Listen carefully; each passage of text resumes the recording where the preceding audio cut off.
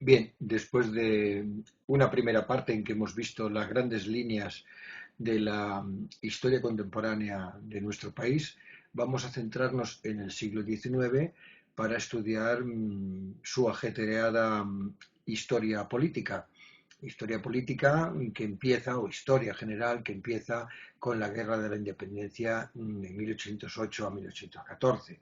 Y con ella, pues, empieza el siglo porque eh, significa el fin del antiguo régimen o el comienzo del fin del antiguo régimen. El cuadro de Goya pues pone de manifiesto pues, lo caduco de una familia real en un momento en que en Europa soplan los vientos de cambio y libertad. Bien, la guerra de la independencia es una guerra muy compleja y aquí solamente vamos a situarnos en lo básico y fundamental.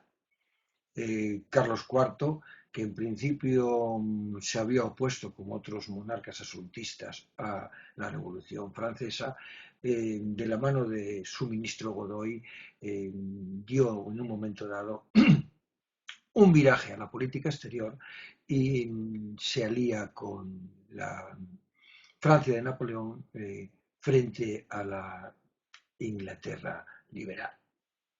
Eh, para la lucha de Napoleón contra Inglaterra, contra el Reino Unido, uno de sus aliados es Portugal, y Carlos IV autoriza a Napoleón a atravesar el país para conquistar Portugal. E ignorante él de un Napoleón que mira mucho más allá de las cortas y entendederas de Carlos IV. Bien, anoto, le gusta poco a una parte de la población, entre ellas al hijo Fernando VII, que tiene gran hostilidad contra Godoy, prepara un motín y el motín de Aranjuez y con este provoca que Carlos IV abdique, le ceda la corona y se vaya a arrojar a los brazos de Napoleón.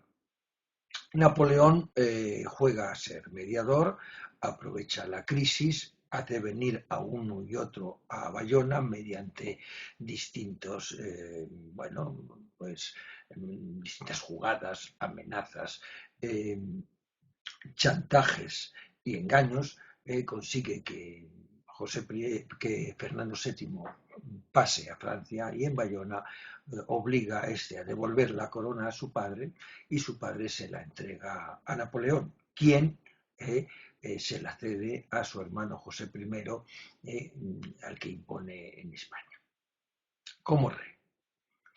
En esta imagen que tenéis en el manual, pues podéis ver a un Fernando VII lloroso después de la bronca que le ha echado Napoleón, cómo Carlos IV le entrega la corona a Napoleón, a su lado la reina María Luisa y el favorito Godoy que tenéis ahí. En la parte izquierda veis el hermano menor de Fernando VII, el príncipe Carlos María Isidro, que después va a tener un protagonismo importante con el carlismo. Bien, eh, Napoleón, decimos, aprovecha la crisis para imponer a su hermano José I y esa parte del pueblo que entiende que lo que está pasando es una invasión con la añagaza de invadir Portugal.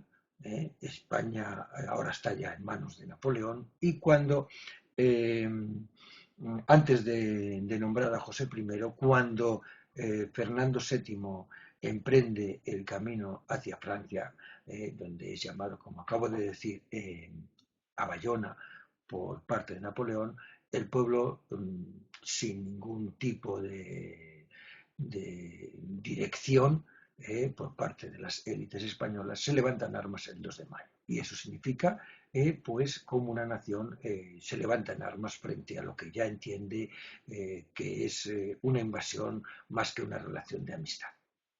Bien, El cuadro Goya es el gran pintor de estos momentos, uno de nuestros grandes pintores de la historia, y cuadros como este del fusilamiento, los fusilamientos de la Moncloa del 3 de mayo, ejemplifican un poquito pues cómo ese pueblo en armas se levanta luchando por la libertad frente a la supuesta liberación que pretende traer Napoleón. Napoleón no le cuesta mucho hacerse con el control de la mayor parte del territorio, como veis ahí, menos la ciudad de Cádiz, que será un bastión apoyado frente a los franceses por los ingleses, esos enemigos de los que hemos hablado. Bien, controla el territorio, al menos nominalmente, pero sabéis que estos patriotas que se levantan frente al invasor, no, salvo en la batalla de Bailén, que la tenéis ahí señalada, desarrollan un nuevo sistema de guerras, que es la guerra de guerrillas. Eh, Cuando no puedes con un ejército tan potente, tan impresionante como es el de Napoleón, la guerrilla, mediante saltos audaces, pequeños, cortos y con rápidas retiradas, empieza es un invento, vamos a llamarlo así, español, que se utilizará mucho en los 2 siglos posteriores y que significa, bueno, pues una gran obstrucción para el control real del territorio por parte de Napoleón. Los ingleses serán esos enemigos, con la ayuda de estos guerrilleros, los que en un momento dado, a partir de 1811, en 1812 concretamente, tenemos la batalla cerca de aquí de nuestra ciudad, la batalla de los Arapiles en 1812, que es el principio del fin. Esa batalla continúa después con la de Burgos y Vitoria, hasta que en el año 1813, pues Napoleón pacta con Fernando VII la vuelta a su país, la vuelta como rey y la renuncia a los territorios. Es el fin de la guerra a la independencia. Bien, en este periodo las cortes, las cortes representando a la nación española se reúnen en Cádiz y allí la Junta Suprema Central, que trata de coordinar a todas las juntas que se han levantado de forma espontánea frente al invasor, pues intenta unificar a todas estas, por eso se llama Junta Central, y convoca en 1810 unas cortes en Cádiz para redactar una constitución. Será la Constitución de 1812.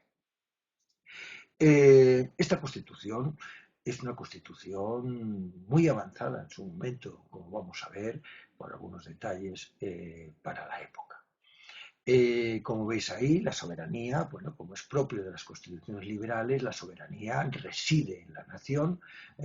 La ideología, aquí el esquema nos habla de una ideología progresista, por comparación con otras versiones de la ideología liberal, la versión conservadora, digamos que sería, como acabo de decir, de las más abiertas en ese momento.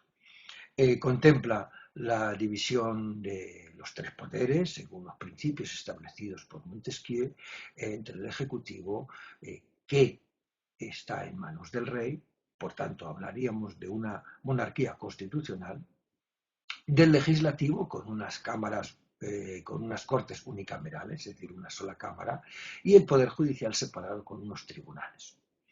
Una de las novedades adelantadas de lo que acabamos de comentar es el tema del sufragio. Ahí habla de sufragio universal. De nuevo tenemos que matizar, universal masculino. Es decir, el sufragio universal no será universal propiamente hasta fines del siglo XIX y principio del siglo XX. E indirecto, pues bueno, pues como es indirecta la elección actual del presidente de los Estados Unidos, es decir, a través de compromisarios, a través de representantes en los que delegan el voto. La Declaración de Derechos, como veis ahí, solo contempla los derechos individuales, es decir, aquellos estrictamente liberales, salvo el aspecto de los derechos democráticos en el tema del sufragio. Estamos, por tanto, ante una constitución liberal, pero no podemos calificarla plenamente de liberal democrática. El aspecto más conservador y que ejemplifica, pone de manifiesto la importancia tremenda que tiene la Iglesia en la historia contemporánea de nuestro país hasta hoy, es el tema de la influencia de la Iglesia. Y entonces, en contra de los principios establecidos en la Revolución Francesa y Americana del liberalismo, establece un Estado confesional. Es decir, establece de que la religión católica es la única y la oficial del Estado. Bueno, esta Constitución se complementa con una serie de leyes en ese periodo que contribuyen a abolir el antiguo régimen. Se suprimen los señoríos feudales, se suprimen los gremios, se suprime la Inquisición, etcétera, etcétera. La imagen de la Inquisición como un instrumento del antiguo régimen con la ayuda y en comunión con la Iglesia para perseguir a aquellos que van en contra de los principios del Estado, y entre ellos es esa religión católica omnipresente.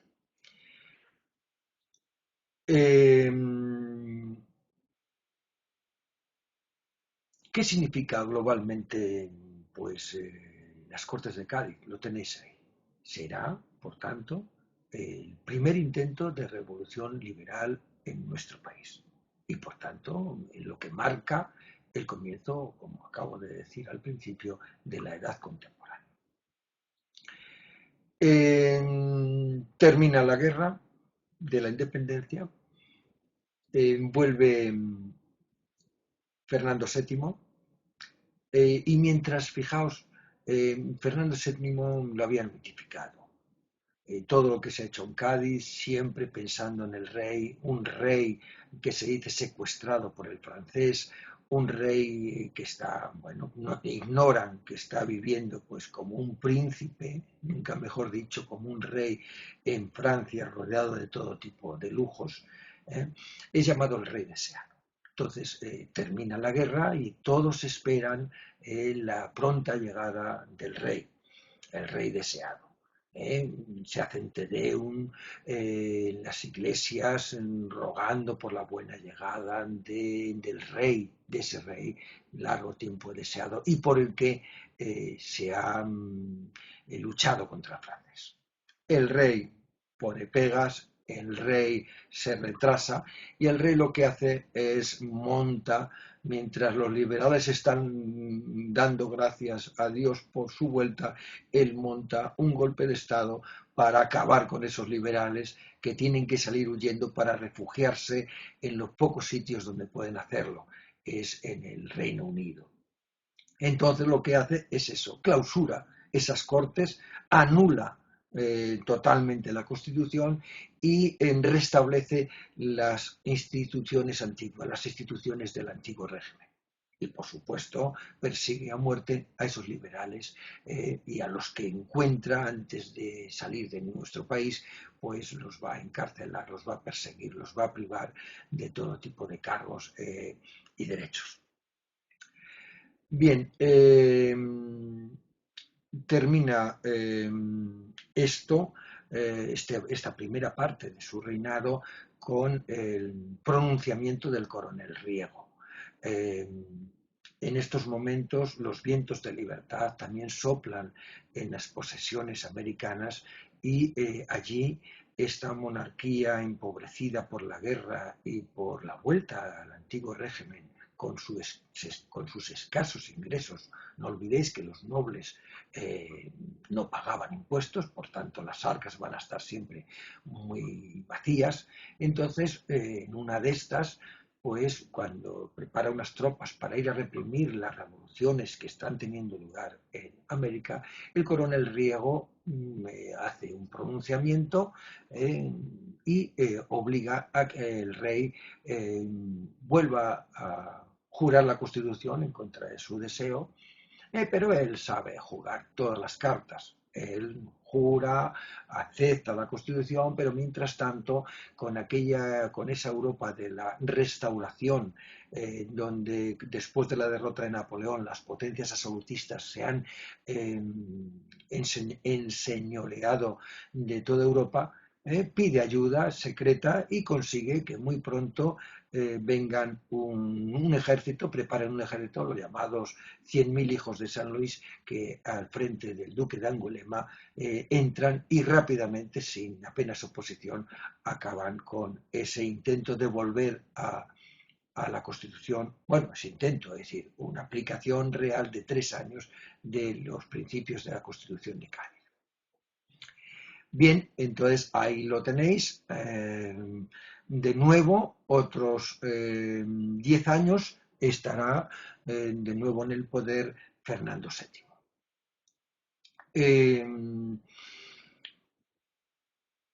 el, como acabo de decir, nunca se puede volver hacia atrás en la historia. El antiguo régimen no tenía salida. Lo mismo que había pasado en Francia está pasando en España. El hecho de que las reformas que pronosticaban, que pedían, que exigían los liberales, tanto primero los fisiócratas y luego los liberalismo económico propiamente dicho, eran mejoras para aumentar el rendimiento del Estado y la expansión de la economía.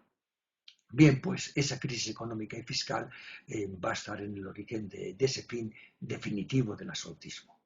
Fernando VII, bueno, pues tuvo 4 esposas, ninguna hasta la última le va a dar herederos, y con la última, con María Cristina, tiene 2 hijas.